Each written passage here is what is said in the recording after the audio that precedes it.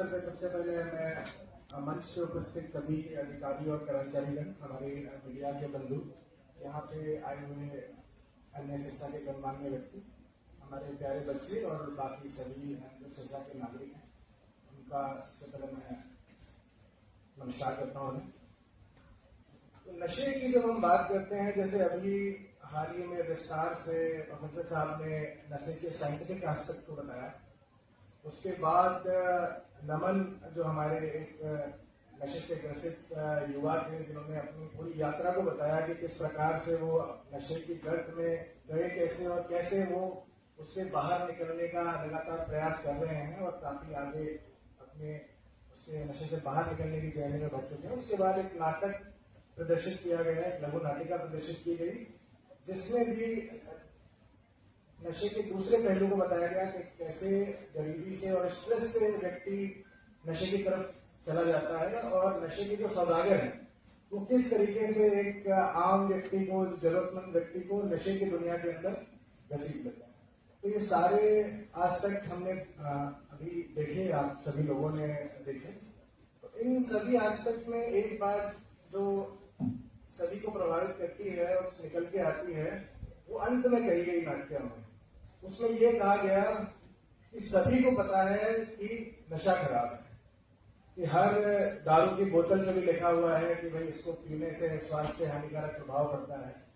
तो समाज में हर व्यक्ति को पता है कि नशा खराब है, पर फिर भी नशे का अंत नहीं हो पाया। 1987 से हम ये दिवस मना रहे हैं, हर साल हम ये दिवस मनाते हैं।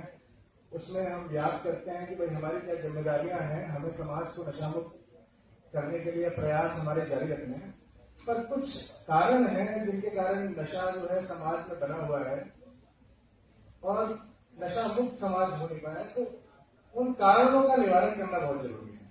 अब नशे की भी जब हम बात करते हैं तो दो चीजें हैं हम जो अभी देखते हैं कि उसमें से बहुत सारे हैं नशे के लक्षण। जब हम बात करते हैं पुलिस की कार्रवाई की, नशा तस्करों पे कार्रवाई की, लोगों के इलाज की, तो ये हम जो काम कर रहे हैं ये है नशे के लक्षणों का निवारण।